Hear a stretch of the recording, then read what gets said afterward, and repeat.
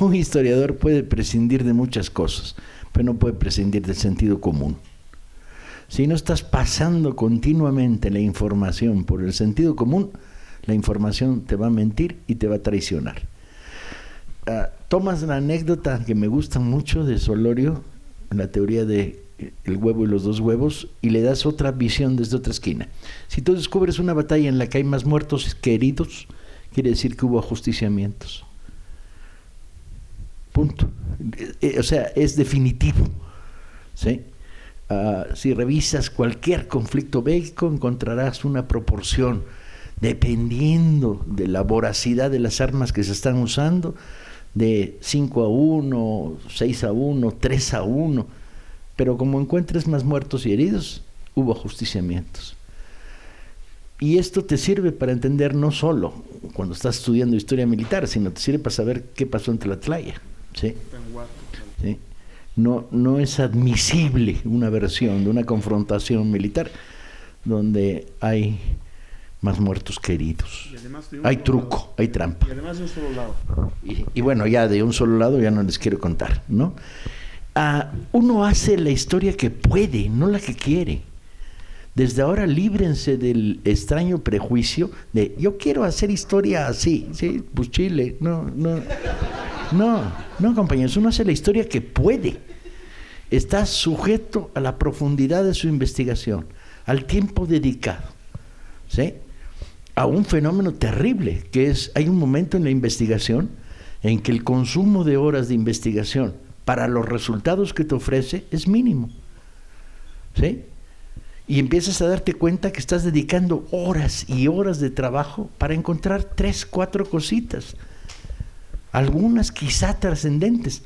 Y entonces, ¿en qué momento tienes que abandonar el primer nivel de investigación para empezar a escribir y armar el asunto, para volver a hacer una segunda investigación donde hayas descubierto los agujeros, donde las dudas se hayan convertido en hoyos, y en hoyos profundos, ¿sí?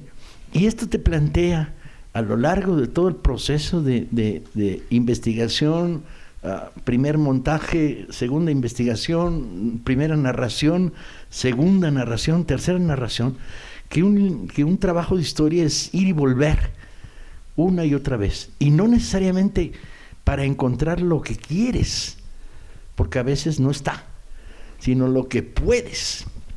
Trabajando en estos últimos meses de una manera desaforada, de veras desaforada, 14 y 15 horas diarias, en la historia militar de la Chinaca, entre la caída de Santana hasta el fusilamiento de Maximiliano, empecé a intentar bajar de nivel a la hora de analizar a los cuadros políticos. No tenía ningún problema con Santana, con Juárez y con Maximiliano, 0 problemas. Bajo Miramón, sin problemas.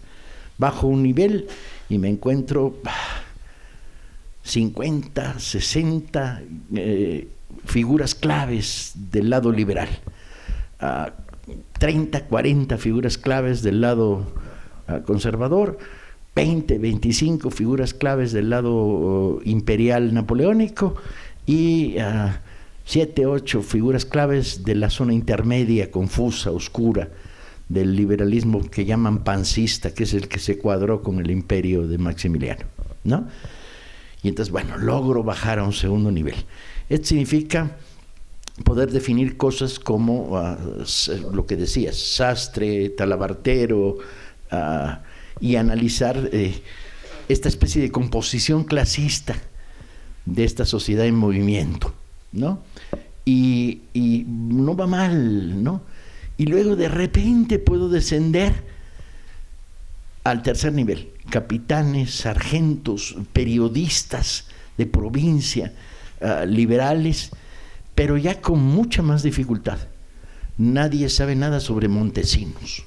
Yo quiero saber sobre Montesino, que cuando atacaba, liberal prominente, salido del colegio militar, que cuando cargaba se ponía el sable entre los dientes, y sus compañeros le decían, ¿por qué haces esa pendejada? Y decía, para que no me castañeten los dientes, güey, ¿no?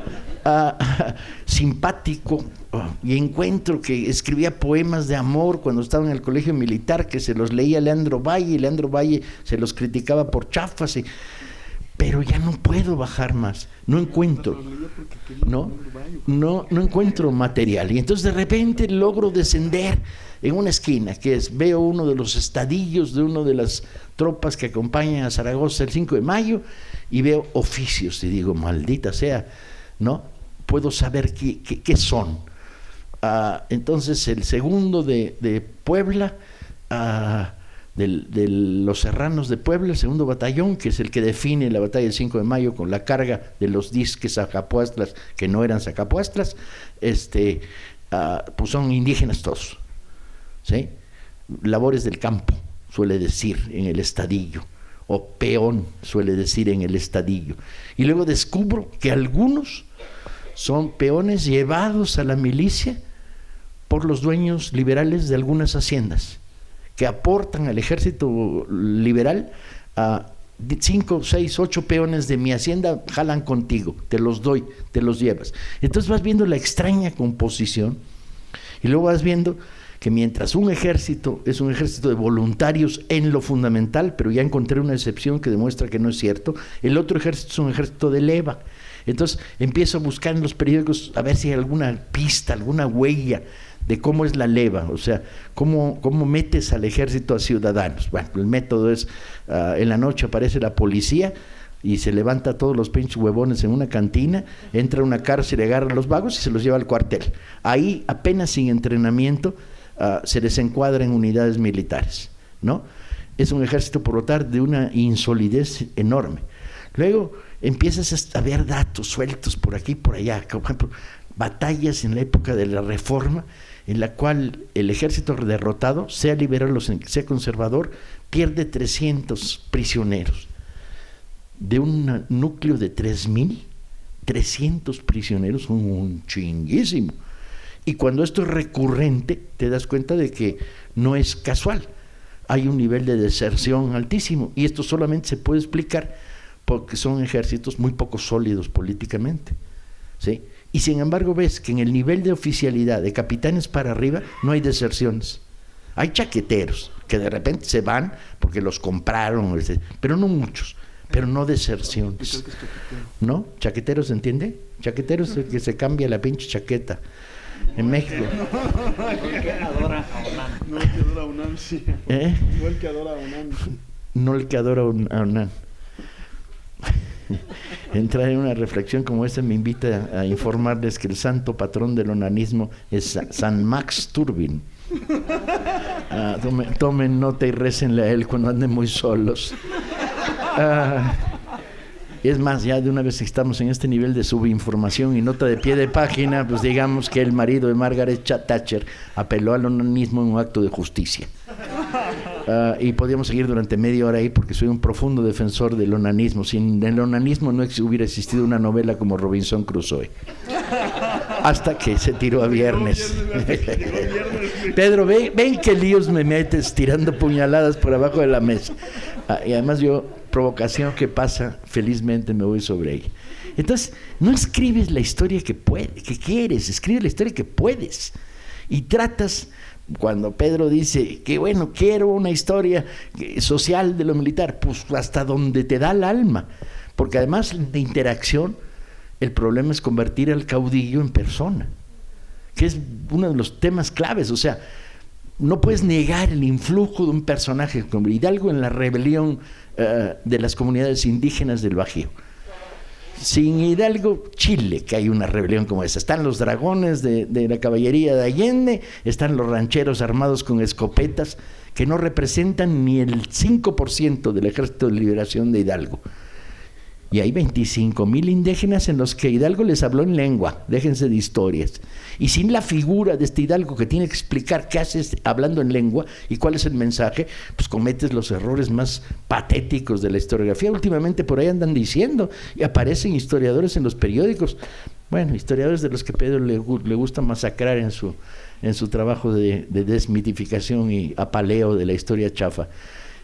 Diciendo, no, bueno, Hidalgo nunca quería la independencia. Hidalgo quería, es más, decía en sus cartas, Fernando VII, hay que protegerlo porque es medio pendejo, pero los franceses y España. Y de repente dices, ¿con ese discurso levantó 25,000 indígenas? con el de Fernando VII es medio pendejo, pero hay que defenderlo, y Napoleón, y no, el discurso de Hidalgo único y posible es su justicia, y señalaba la Ciudad de México, no es nuestra justicia, cuando abría las cárceles, y es quemen las trojes, llévense el maíz, llévense el trigo, ¿sí? Aneguen las minas, acaben con la esclavitud forzada. Es el único discurso que puede levantar a 25,000 indígenas en 10 días.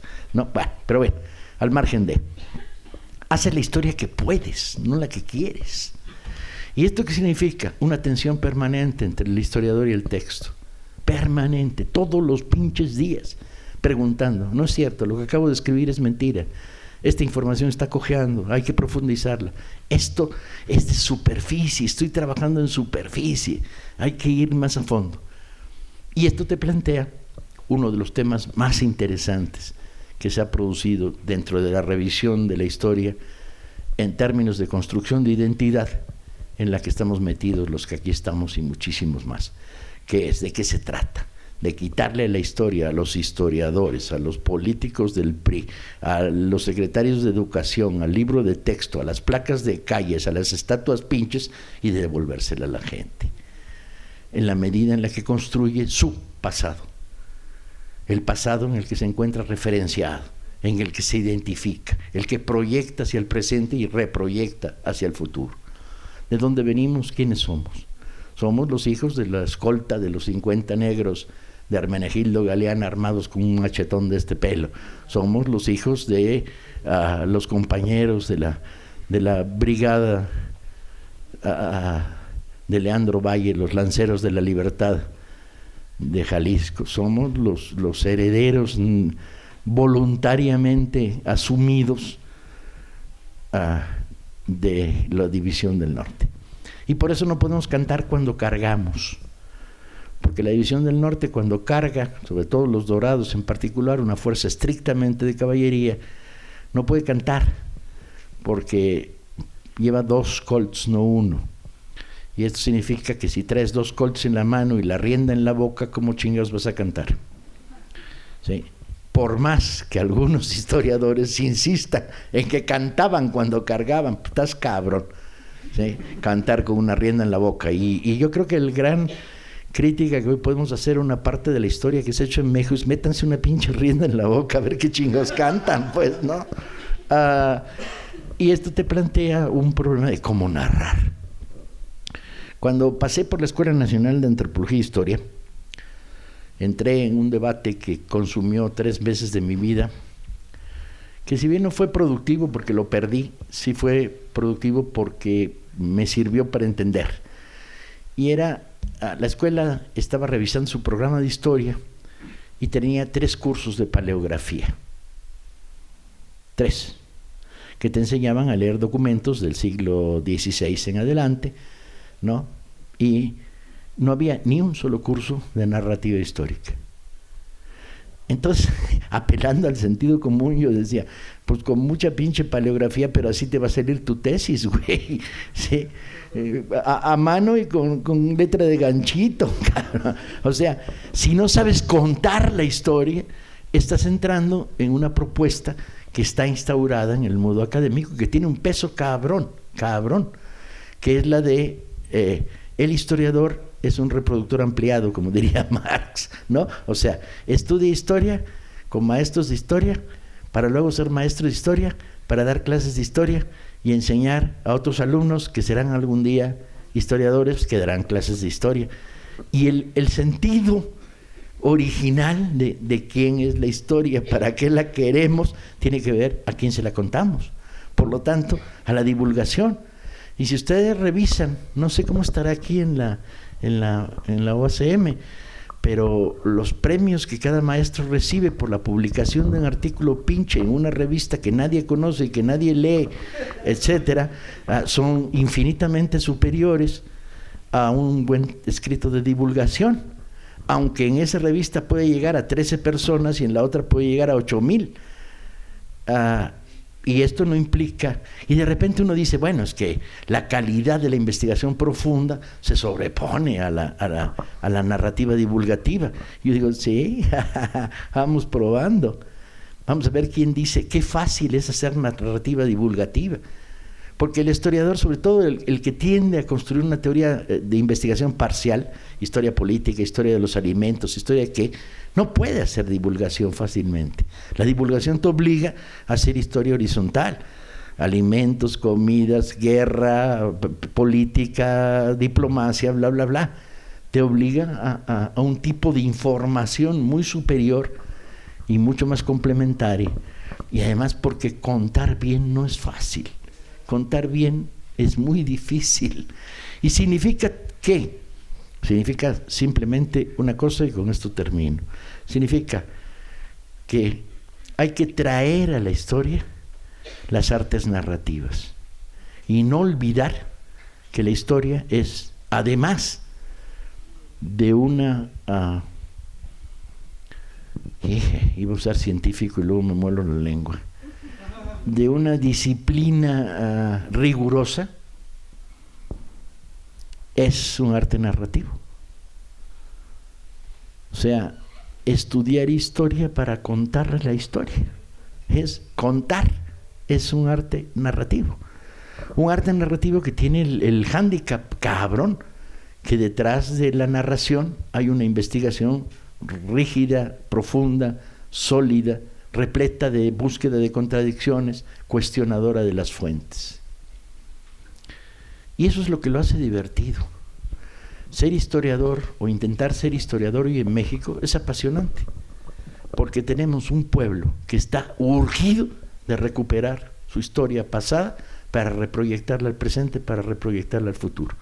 Hoy tenemos una nación que necesita conocer la historia de los Dorados, las comunas zapatistas de Morelos, la historia de Herón Proal y la huelga de las putas en Veracruz, los alacranes rojos de Durango, las caballerías de la Reforma de Leandro Valle, la maravillosa historia de la batalla del 5 de mayo en Puebla, y la necesita.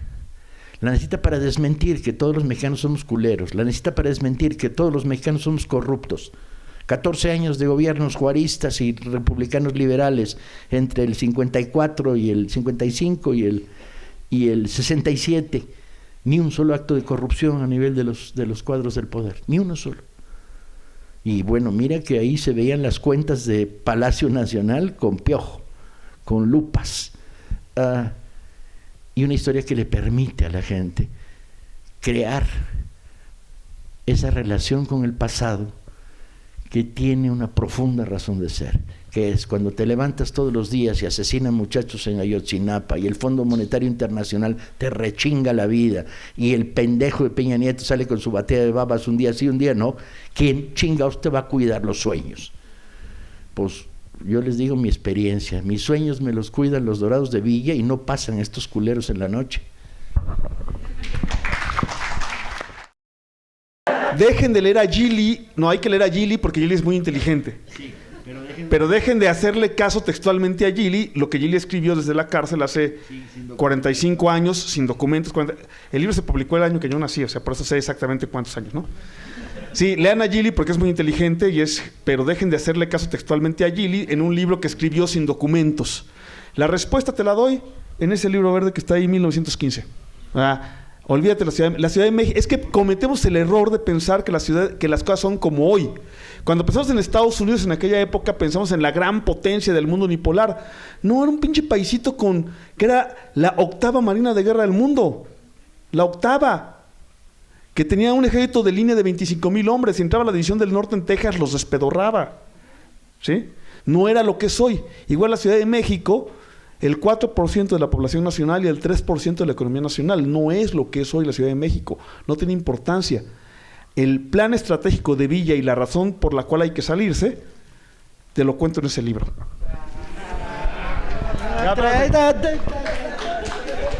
Si no quieren leer ese, lean el otro, el libro rojo, donde se cuenta también.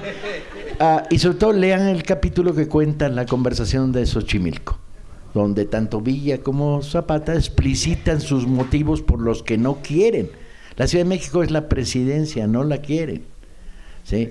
Vamos a dejar a un licenciado que sea honesto y vámonos. Y van hacia los frentes de guerra.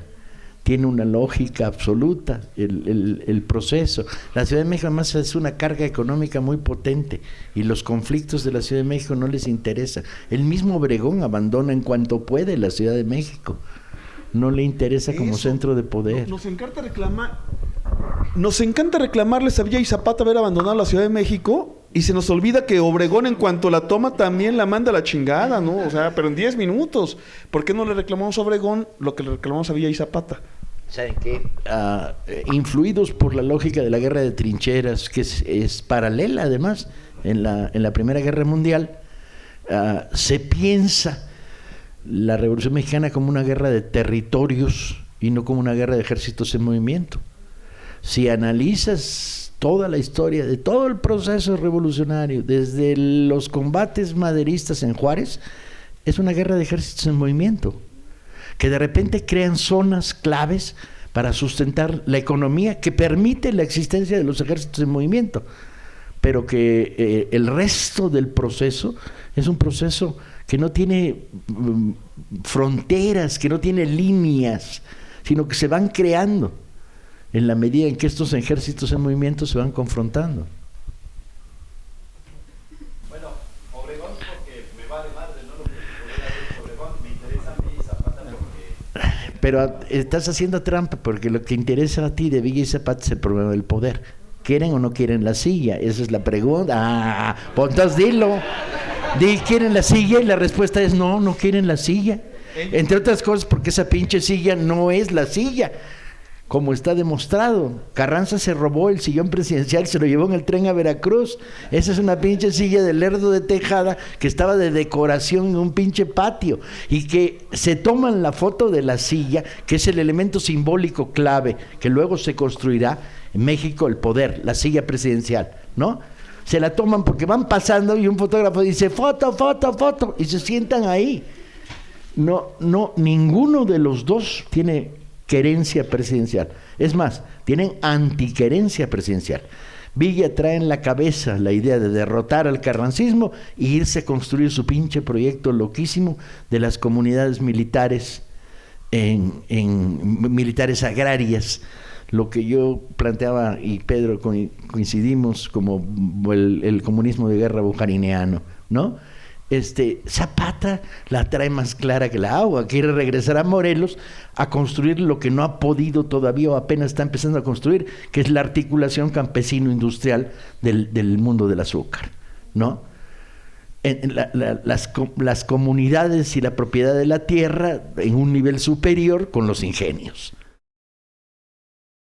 Y yo estoy en contra de la esquizofrenia. La esquizofrenia es una enfermedad aparentemente oculta en nuestras sociedades que te plantea, puede ser 2, puede ser 3, puede ser 4, ¿no? Entonces, en tu vida pública eres progresista y de izquierda. En tu vida privada, madreas a tu compañera, chinga, no ayudas a las viejitas a cruzar la calle, ¿sí? Estás en contra de los ciegos, pues son un pinche estorbo. No mames, una sola. En términos de esquizofrenia, yo soy un militante de izquierda, lo soy desde los 13 años, chinga. Cuando mi papá me dijo, ¿tú eres de izquierda? Dije, a huevo. Y también soy historiador. Y que cuando soy historiador ya dejo de ser el militante de izquierda que era, no. Sin embargo, no hago historia militante de izquierda, hago historia. Y el respeto a la verdad es sacrosanto, la verdad es fundamental. No queremos construir hagiografías, mitos, versiones edulcoradas, porque son trampas políticas horribles, que lo único que te conducen es una historia dirigista. Cuando de repente piensas que ha habido decenas de trabajo, de años de gente, en las cuales la hipótesis precedía la investigación, tú dices, no puede ser. O sea, esta versión pedagógica de la historia es, voy a leer la historia de la Comuna del París para demostrar la emergencia de la clase obrera. No mames, güey, lee la historia de la Comuna de París y a ver qué demuestras, qué encuentras, qué hallas. La historia pedagógica es veneno, ¿sí? Porque empieza a convertirse en historia que selecciona la información. Esto sí me cuadra para adentro, esto no me cuadra para afuera, ¿sí? La deportación de 1 millón de ucranianos por Stalin, no, esto no me cuadra, para afuera, ¿no? el que estarían ahí asesinando más comunistas polacos que Hitler. No, puta, ¿cómo lo voy a meter aquí? Eso miro para otro lado. Ni madres. ¿Sí?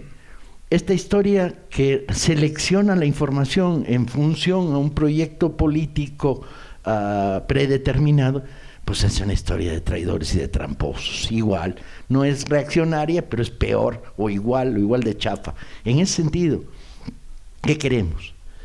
Queremos trabajar contando las historias que nos gusta contar, porque además nos gusta contarlas. Son chingonas las historias que uno cuenta. Para leerlas. Yo escribo libros que cuando encuentro que no están escritos, cuando no están escritos digo, no los puedo leer, tengo que escribirlos, no me queda de otra. ¿Y cuál es su función secundaria? Pues llegarle a la gente, que eso significa desde un estudiante de secundaria que se masturba y es inteligente, no uno por ello, hasta un viejito que necesita, ahora que tiene 80 años, gasolina para seguir luchando, ¿no? Y entonces, ¿qué haces? Pues buscas una historia narrativa en la cual, por eso seleccionas temas. Por eso jamás haré una historia económica del porfiriato, que le hagan los pinches güeyes que quieren reproducir el porfiriato, ¿sí? Para encontrar esta conexión entre una historia que construye lazos de identidad entre los ciudadanos y el pasado. Dicho de otra manera, la batalla es por recuperar una historia popular, recuperarla para que se pueda contestar la pregunta clave, que es de quién es la historia, pues de los ciudadanos comunes y corrientes, no de la academia, no del Estado, no de las calles, no de las placas de calle, no de las plazas, no de los monumentos, de los ciudadanos comunes y corrientes.